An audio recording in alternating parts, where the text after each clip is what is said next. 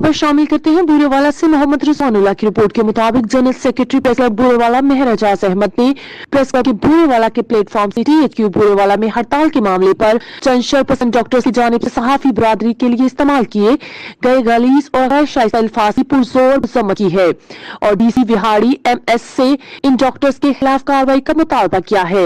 मेहर एजाज का कहना था कि अगर इंतजामिया ने एक्शन ना लिया तो जिला विहाड़ी के सहाफी अपना मुश्तरका लाहे अमल बनाकर फैसला करेंगे। बिस्मिल्लाहिर्रहमानिर्रहीम।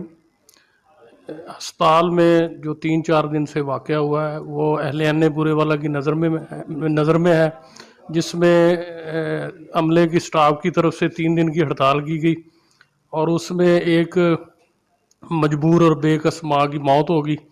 तो इस सारे मामले में चंद एक शरपसंद डॉक्टर्स ने सहाफ़ती कम्युनिटी को आड़े हाथों लिया है।